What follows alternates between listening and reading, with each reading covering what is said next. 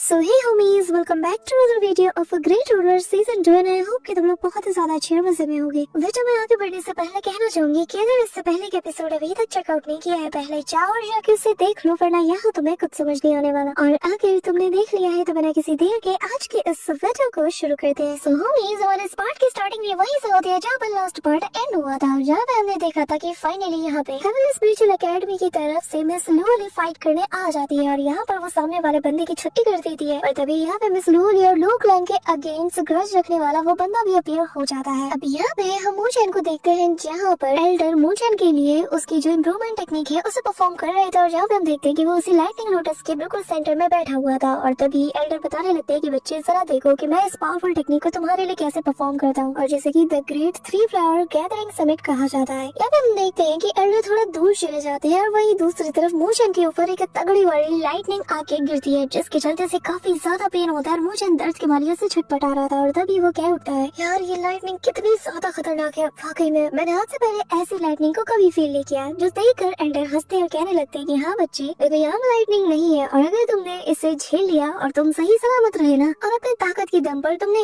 एक single flower को भी यहाँ पे ब्लूम करवा लिया ना, तो मैं मान जाऊंगा कि भाई तुम कमाल के हो और उस एक सिंगल फ्लावर की ताकत इतनी ज्यादा होगी कि वो हेवन को भी शेक कर सकती है। एल्डर यहाँ मजे कर ही रहे होते हैं कि तभी इन्हें कुछ स्मेल आती है और वो कहने लगते हैं कि आखिर इस हवा में ब्लड की खुशबू क्यों आ रही है। तो वो स्पेस में क्रैक बना के एकेडमी में क्या हो रहा है वो देखना शुरू कर देते हैं और यहाँ हम उसी बंदे को देखते हैं जो कि यहाँ पर सभी के अंदर अपने आतंक को बढ़ाता हुआ जा रहा था। और तभी वो कहने लगता है कि जब मैंने पहली बार सुना था तो मुझे यकीन नहीं हुआ था कि आखिर द ग्रेट लो क्लैन की जो हायर है वो हेवनली स्पिरिचुअल एकेडमी में क्यों पाई जाएगी, वो यहाँ पे क्या कर रही होगी। ये कहते साथ ही वो यहाँ पर अपने अटैक को प्रिपेयर करता है, जहाँ पर उसके हाथ में हम ब्लडी बॉल को देखते हैं। वो कहने लगता है कि एम्परर लूली, मैंने सही कहा ना। ये कहते हुए वो बंदा अपनी ब्लड सर्जिंग टेक्निक का यूज करते हुए लूली के ऊपर हमला कर देता है, जिससे लूली पीछे हट के डॉज करने की कोशिश करती है। लेकिन यहाँ पर ये जो ब्लड सर्जिंग का वो यूज कर रहा था वो उसका पीछा नहीं छोड़ती, लगातार वो उसके ऊपर हमला कर रहा था कि तभी मिस लूली अपनी स्वॉर्ड को लेते साथ ही उसकी मुट्ठी के अंदर अपनी स्वॉर्ड को धंसा देती है, जिसके चलते उसके हाथों से काफी ज्यादा ब्लड भी निकलने लगता है। पर तभी वो उसके स्वॉर्ड को रोक लेता है और कहने लगता है कि अरे हाँ, मैंने अपना परिचय तो दिया ही नहीं, मैं असल में ब्लड गॉड क्लैन का शूशी हूँ। ये सुनते साथ ही मिस लूली तो हैरान थी और तभी वो कहने लगता है कि हाँ बिल्कुल, मैं भी बिल्कुल तुम्हारी तरह ही एक रॉयल्टी हूँ। अब यहाँ पे हम देखते हैं कि जो एल्डर डीन है वो भी ये जान के काफी ज्यादा हैरान थे और तभी वो यहाँ पर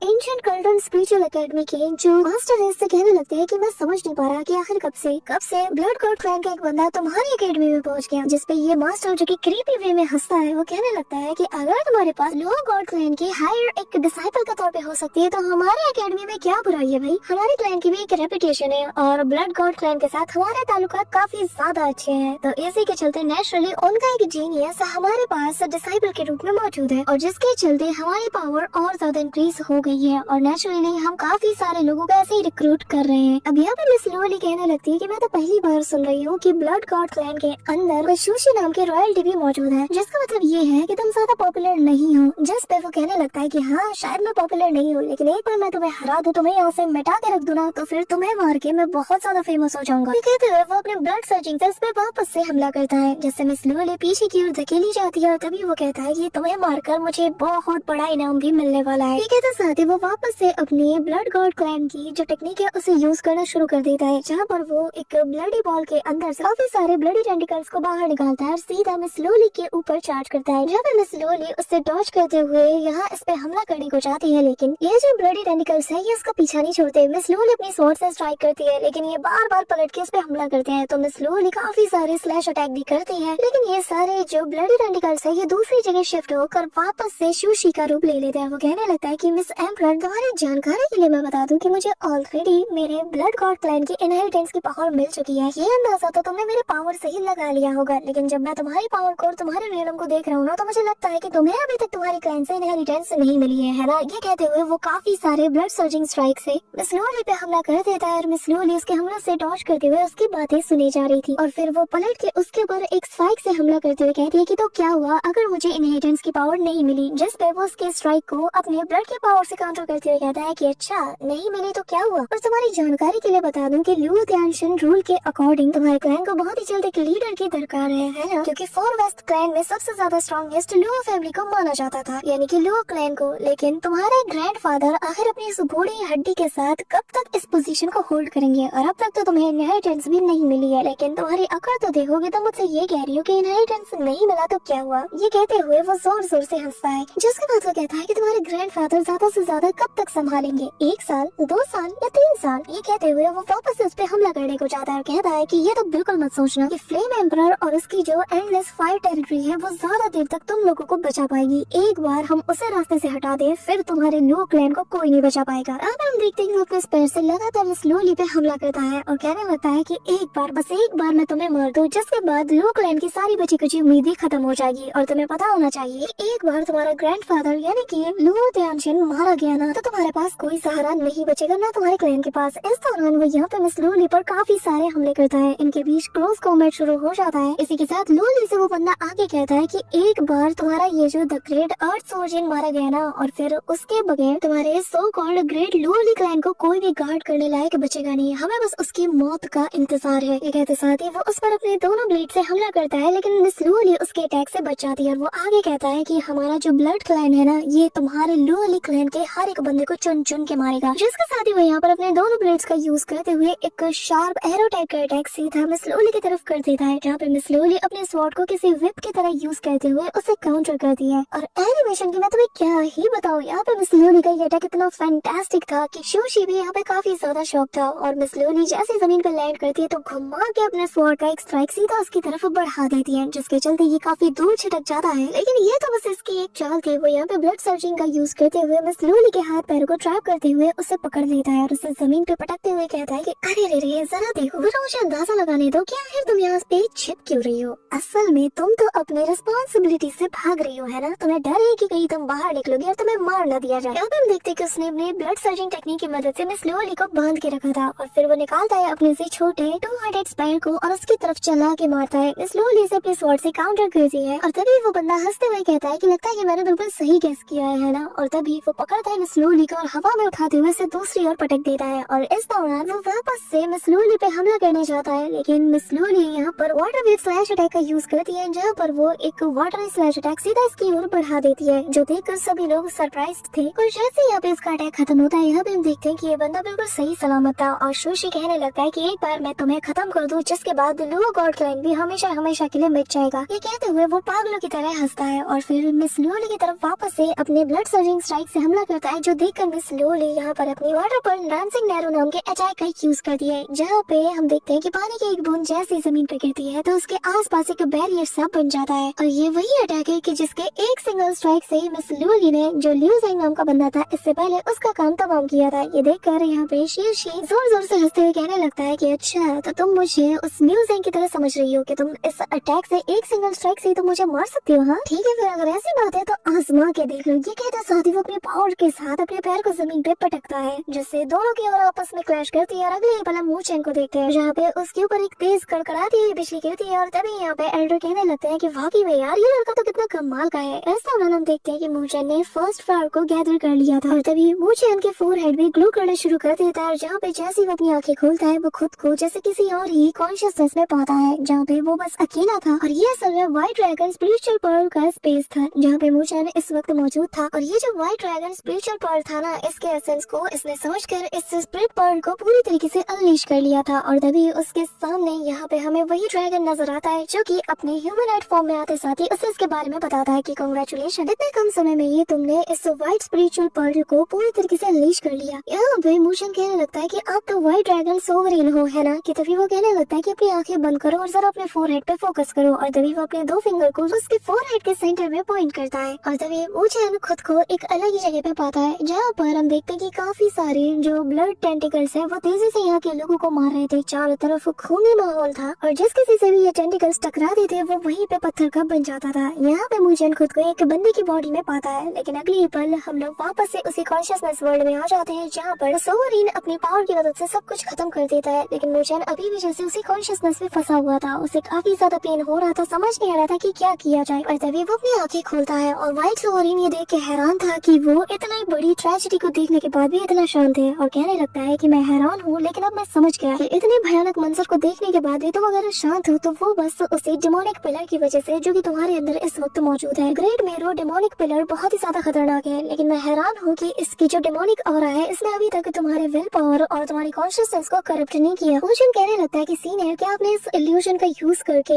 इस जूनियर के दा हार्ट को टेस्ट किया, जिसपे वो कहने लगता है कि अभी अभी जो तुमने विटनेस किया ये असल में मेरे होमलैंड का सीन था, जहाँ पे जो फेंट क्लैंस के लोग थे ना, इन लोगों ने ही मेरे होमलैंड का ये हाल किया। अब जैसे फेंट क्लैंस का नाम मोशन सुनता है तो वो कहता है कि आखिर ये क्या चीज है, जिसपे वो बताने लगते हैं कि फिलहाल के लिए ये लोग किसी एंटिटी की तरह वर्ल्ड में ही अपने आप को डिस्कवर करने में लगे हुए हैं, और ये लोग जो लोअर प्लेनेट के लोग होते हैं ना, जिनकी स्पिरिचुअल एनर्जी काफी ज्यादा प्योर होती है, इन लोगों को फीड करके जिंदा रहते हैं। और ऐसा ही मेरे होमलैंड के साथ हुआ, और जहाँ जहाँ ये अपीयर होते हैं वहाँ पर ये हर चीज बर्बाद करते हुए चले जाते हैं। जिस भी स्पिरिचुअल चीज को ये टच करते हैं वो पूरी तरीके से राख बन जाती है, और जैसा कि तुमने देखा कैसे वो जगह पूरी तरीके से बंजर बन गई। मुझे उनकी बातों को सुनकर कहने लगता है कि सीनियर अगर मैं गलत नहीं तो क्या आप वहीं से हैं, जिसपे वो कहने लगते हैं कि मुझे लगता है कि हमारा मिलना किस्मत नहीं था तुमने, क्योंकि इस व्हाइट स्पिरिचुअल पर्ल को अनलीश किया है, लेकिन इसके बावजूद भी कि तुम्हारे अंदर वो मेरो डिमोनिक प्लर पूरी तरीके से एक्टिवेट था। लेकिन मैं इतना चाहता हूँ कि कोई भी इविल पावर इस पर्ल को कभी भी अनलीश नहीं कर सकती, और यही इस बात का सबूत है कि तुम्हारे अंदर वो इविल पिलर होने के बावजूद भी तुम पूरी तरीके से सही सलामत हो। तुम्हें पता है कि सही और गलत में फर्क कैसे किया जाता है, इसीलिए मैं तुम्हें एक अपॉर्चुनिटी देना चाहता हूँ। उम्मीद करता हूँ कि तुम इसे आगे भी बरकरार रखोगे, लेकिन याद रखना कि हेवन के विल को कभी भी फेल मत करना, और उम्मीद करता हूँ कि तुम मेरी बात को रखोगे। इसी के साथ वो आसपास की जो पावर्स है उन्हें गैदर करते हुए कहते हैं कि ये जो व्हाइट स्पिरिट पर्ल है ना, इसकी जो एनर्जी है, इसकी जो पावर है, ये बहुत ज्यादा है, इतना ज्यादा है कि तुम शायद अंदाजा भी नहीं लगा सकते। तो ये तुम पे डिपेंड करता है कि तुम कितना ज्यादा अपने अंदर इसे इंडोर कर सकते हो। यहाँ पे हम देखते हैं कि मुझे भी काफी ज्यादा सरप्राइज था, और यहाँ पे व्हाइट सोरिन बस इतना कहते हैं कि ये कम्प्लीटली तुम पे डिपेंड करता है कि तुम कितना ज्यादा ले पाओगे। मैं इस मामले में तुम्हारी कोई भी मदद नहीं कर पाऊंगा। वही दूसरी तरफ सीन शिफ्ट होता है, हम मिस लू अली और सुशी की फाइट का सीन देखते हैं, जहाँ पर सुशी अपने ऑरा को रिलीज करते हुए काफी जोर जोर से हंसता है, और फिर वो कहने लगता है कि क्या हुआ, आखिर तुम इतना हेजिटेट क्यों कर रही हो, मारो मुझे अपने स्ट्राइक को चलो। कि तभी यहाँ पे मिस लू अली जो है अपने वन स्वॉर्ड स्टाइल का यूज करती है, और कहती है कि वन स्वॉर्ड स्टाइल लू गॉड वाटर। देखकर सुशी भी अपने ब्लड टाइड वर्ल्ड डिवोरर नाम की टेक्निक का यूज करता है। यहाँ हम देखते हैं कि धीरे धीरे करके बड़े बड़े वही जो ब्लड के टेंटिकल्स है वो बनने लगते हैं। कहीं ना कहीं ऐसा लग रहा था कि वही फेन क्लैन के ही अटैक जैसा ही अटैक था, जो कि मिस लू अली के पूरे अटैक को जैसे डिवोर कर जाता है। अगले पल मिस लू अली भी उसमें गायब हो जाती है। सभी लोग ये देख के हैरान थे और कहते हैं कि क्या ये वही एंशिएंट इनहेरिटेंस है। यहाँ पे हम देखते हैं कि आसपास का माहौल काफी ज्यादा टेंशन वाला हो जाता है। सभी की नजर इस बैटल पे टिकी हुई थी। वहीं दूसरी तरफ यहाँ पे जो दूसरे एकेडमी के मास्टर थे वो यहाँ पे अपने डिसाइपल की तारीफ करने लगते हैं कि यार सुशी कोई आम बंदा नहीं है, वो ब्लड गॉड क्लैन का एक बहुत ही पावरफुल और इम्पोर्टेंट मेंबर है, जिसके बारे में शायद ही आप लोगों को पता हो। और मुझे लगता है कि इस बैटल में तभी काफी और सरप्राइजेस बाकी हैं। इस दौरान हम मिस लू अली को देखते हैं, जहाँ पर वो सुशी के उस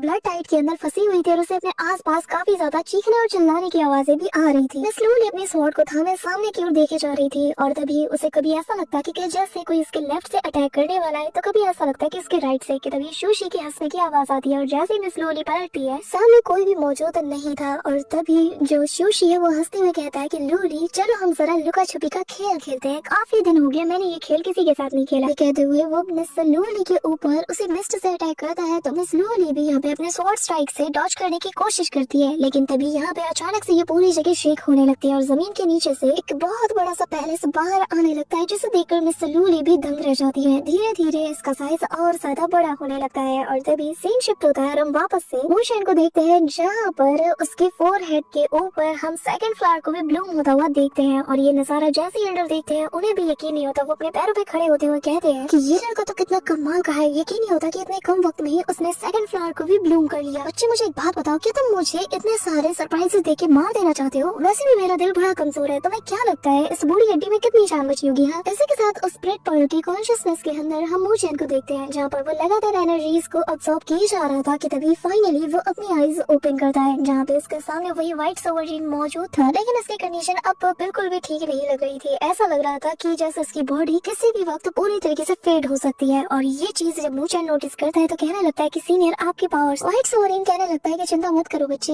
वैसे भी मैं मेरी कॉन्शियसनेस का एक बहुत ही छोटा हिस्सा हूँ। तुमने जो मेरी स्पेशल एनर्जी को अब्सॉर्ब किया है वो मेरी किसी काम की नहीं। जिस पर मूचेन कहता है कि तो फिर सीनियर क्या ये जूनियर थोड़ी और एनर्जी को अब्सॉर्ब कर सकता है? लेकिन इसका मतलब ये नहीं कि मैं चाहता हूँ कि आपकी जो सोल की बची हुई हिस्सा है, जो आपकी कॉन्शियसनेस का थोड़ा सा हिस्सा इसमें जिंदा है, वो पूरी तरीके से मिट जाए। नहीं, मैं यहाँ पर पूरी की पूरी एनर्जी को अब्सॉर्ब करना चाहता हूँ ताकि आपके लिए फिर कुछ बचे ना। यहाँ पर उसके लिए इस फिकर को देखकर जो व्हाइट सोवरिन है वो हैरान था। कहने लगता है कि तुम्हारे जैसे इतनी यंग एज में मैंने बहुत कम लोगों को ही देखा है जो कि इतनी पावरफुल अपॉर्चुनिटी को पाने के बाद भी दूसरों के बारे में पहले सोचते हैं। तुमने तो मुझे काफी ज्यादा इम्प्रेस कर दिया, तो फिर चलो मैं तुम्हें एक टेक्निक देता हूँ। ये कहते साथ ही वो अपने पास से एक ड्रैगन आर्ट टेक्निक वाले स्क्रोल को बाहर निकालता है और कहने लगता है कि ये तुम्हारे बहुत काम आएगा। मैं तुम्हें देख कर ही बता सकता हूँ कि तुम ऐसे लड़के नहीं हो कि जो बस स्पिरिचुअल एनर्जी पे डिपेंड रहे, इसीलिए मैंने तुम्हें ये सेल्फ प्रिजर्वेशन वाली टेक्निक को दिया है, जैसे कि ड्रैगन आर्ट टेक्निक कहा जाता है। यहाँ पे ये लेते साथ ही मून सीनियर का शुक्रिया अदा करता है और कहता है कि मैं आपकी इस काइंडनेस को कभी भी नहीं भूलने वाला। जो सुनकर व्हाइट सोरिन हंसता है, कहने लगता है कि तुम बहुत कमाल के लड़के हो, तुम्हारे जैसे लड़के मैंने बहुत कम देखे हैं और स्पेशली इस उम्र में इतना ज्यादा सिंसियर तो लोग कम ही दिखते हैं। लेकिन मैं बता दूं कि तुम्हें ये टेक्निक देना और ये जो मेरी पावर्स देना ये मेरा अपना फैसला है, मैंने अपनी सारी चीजें तुम्हें दे दी। जिसके बाद वो स्माइल करते हुए कहता है कि जब भी मैं तुम्हें देखता हूँ ना तो मुझे उसी एंशिएंट एक्सपर्ट की याद आती है। अभी जैसे ही मून सुनता है कि क्या एक्सपर्ट, इसके बारे में उनसे पूछने लगता है, जिस पर व्हाइट सोरिन कहने लगता है कि क्या तुमने कभी मार्शियन एंसेस्टर के बारे में सुना है? जिस पे वो कहने लगता है कि क्या आप मार्शियन एंसेस्टर लिनडोंग के बारे में बात कर रहे हैं? जिस पे व्हाइट सोरिन कहता है कि हाँ बिल्कुल, मैं उसी की बात कर रहा हूँ। जो 10,000 वर्ल्ड है ना, उसमें ऐसे डायनेस्टीज भी बिलोंग करती है जिसके बारे में हमने कभी सुना भी नहीं होगा, लेकिन उन्हीं में एक लड़का आता है जिसका नाम है लिनडोंग, और जैसे कि आज मैं और तुम मार्शियन एंसेस्टर लिनडोंग के नाम से जानते हैं। लेकिन वो लड़का इतना ज्यादा स्ट्रॉन्ग है कि उसकी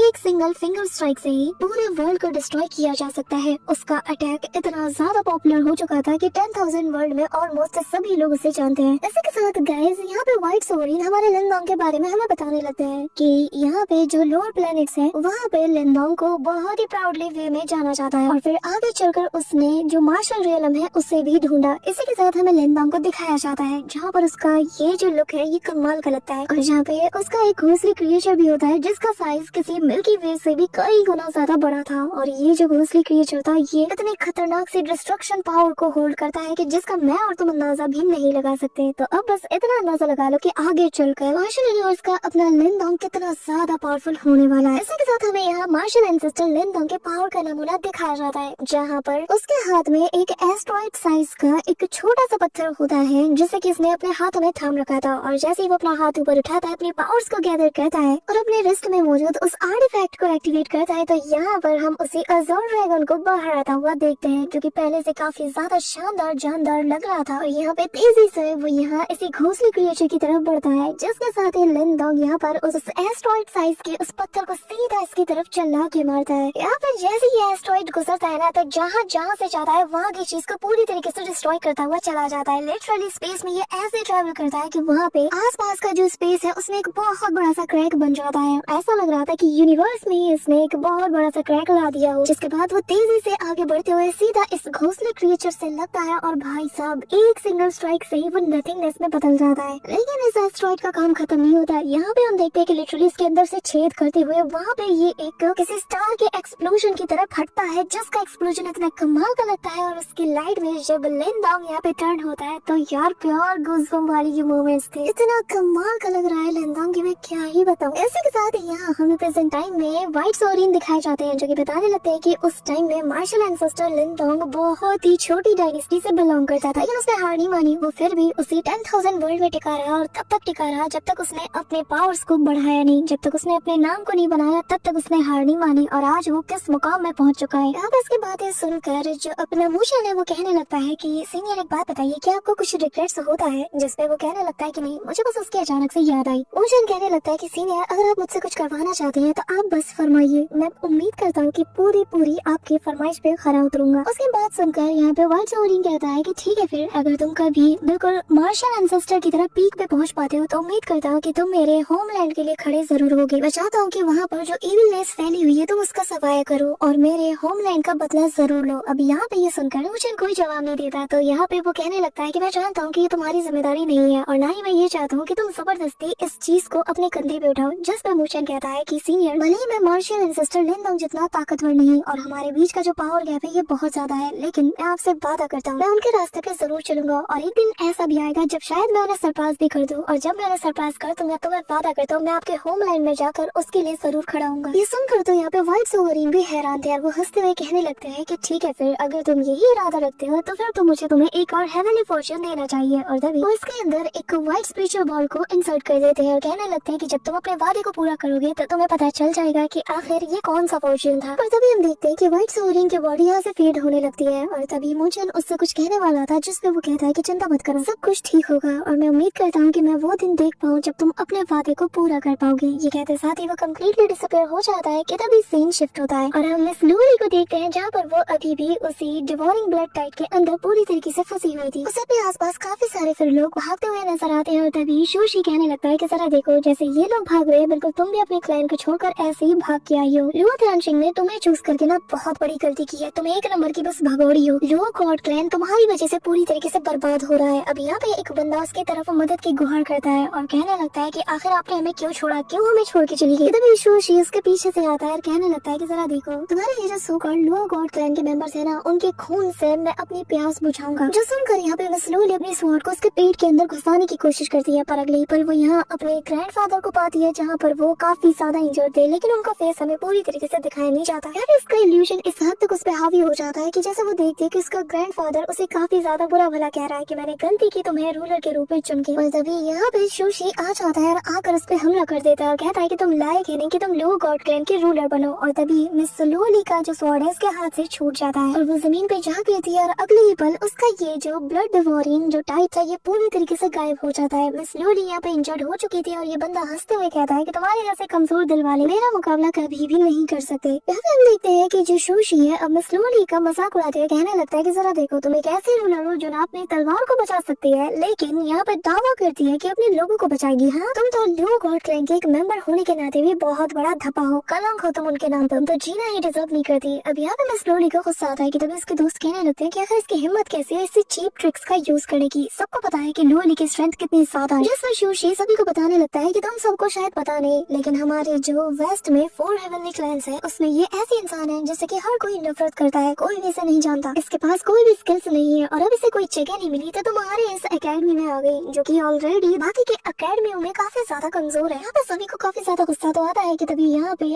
आग में घी डालने का काम भी जो मास्टर है वो भी कर देता है। कहने लगता है कि वाकई में लगता है कि नॉर्दर्न हेवनली स्पिरिचुअल एकेडमी के पास कोई भी सक्सेसर नहीं है। कितने अफसोस की बात है, तुम लोग तो यहाँ पर अपना चेहरा तक भी किसी को दिखाने के लायक नहीं। ये सुनते साथ ही सभी को गुस्सा आता है कि तभी हम यहाँ पर उसी थंडर लेक के पास एल्डर को देखते हैं जहाँ पर वो अपने स्टिक को उठाकर इसका मुंह बंद करने के लिए आगे बढ़ रहे थे। और तभी वो मूचन की तरफ देखकर चिल्लाते कहता है कि लड़के तुम्हारा हुआ नहीं, कब तक टाइम लगाओगे, तुम्हारी वो मिस लूली सबके सामने जलील हो रही है, तुम यहाँ पे ढीठ बन के बैठे हुए हो, कितना टाइम लगाओगे। ये मत कहना कि तुम लालची बन रहे हो क्योंकि तुम्हें थर्ड फ्लावर भी चाहिए। हाँ तुमसे बड़ा लालची तो मैंने कहीं नहीं देखा। कि तभी उसके फोरहेड पर वो थर्ड मार्क भी बन जाता है जिसका मतलब उसने थर्ड फ्लावर को भी ब्लूम कर लिया, जो देखकर एल्डर काफी ज्यादा खुश था। लेकिन तभी उसे गुस्सा भी आता है और कहने लगता है कि चलो ठीक है थर्ड मार्क मिल गया, आप वापस आओ और जल्द से जल्द जाके उसकी हेल्प करो, क्योंकि यहाँ पे अगर तुमने 4 फ्लावर्स को भी हासिल कर लिया ना, लेकिन अगर तुम इसे जवाब नहीं दे पाए तो ये एक बहुत बड़ा ह्यूमिलिएशन है हमारे लिए भी, तुम्हारे लिए भी और पूरी एकेडमी के लिए। कि तभी अब हम देखते हैं कि जो शूशी है वो सभी का मजाक उड़ाते हुए कहता है कि यकीन नहीं होता कि नॉर्दर्न हेवनली स्पिरिचुअल एकेडमी मेरे से ऐसे बुरी तरीके से जलील हो रही है और किसी में दम नहीं कि मेरा सामना कर पाए। लगता है कि तुम सभी लोग एक नंबर के डरपोक हो जिसे बस सो कॉल्ड जीनियस होने का टाइटल चाहिए, लेकिन किसी के अंदर दम तक नहीं। यहाँ पे हम देखते हैं कि मिस सू की जो बहन है उसे काफी ज्यादा गुस्सा था, लेकिन फिर भी मिस सू उसे रोक लेती है। इस दौरान यहाँ पे जो दूसरी एकेडमी के मास्टर है वो भी कहने लगते हैं कि मुझे लगा था कि यार तुम लोगों के पास तुम्हारा कोई हिडन ट्रम्प कार्ड जरूर होगा, लेकिन ऐसा लगता है कि तुम लोगों ने तो बस मुझे यहाँ पे निराश करने के लिए बुलाया। यहाँ पे सभी लोग उसकी बात सुनकर मन में कहते हैं कि हमने नहीं बुलाया, तुम यहाँ पर मौका देकर मुंह उठा के आ गए। कि तभी यहाँ पे हम देखते हैं कि दीन को भी काफी ज्यादा बुरा तो लगता है, पर तभी आसमान में बिजलियाँ कड़कती है। यहाँ पे मिस लूली के पास एकेडमी की जो बाकी की फीमेल डिसाइपल्स थी वो भी सपोर्ट देने आ जाती है, पर जैसे ही आसमान में कड़कड़ाहट सभी को सुनाई देती है तो सभी ऊपर की ओर देखते हैं। यहाँ पे बादलों के बीच में हम एक ड्रैगन के फिगर को देख पाते हैं और जिसके बीच में हमें मूशेन का शैडो भी नजर आता है, जो देखकर जो दीन है वो भी स्माइल करते हैं। सो होमीज नेक्स्ट वीडियो में काफी ज्यादा मजा आने वाला है क्योंकि हमें वहाँ पे मूशेन की एक्सट्रीम फाइट देखने को मिलने वाली है। सब वीडियो को एंड करने से पहले गाइस मैं कहना चाहूंगी कि हम लोगों ने हमारे फेसबुक पेज पे बियॉन्ड द टाइम का सेकंड एपिसोड भी अपलोड कर दिया है, तो जाके चेकआउट जरूर कर लेना और जिसका के लिंक तुम्हें कम्युनिटी पोस्ट में मिल जाएगा। सो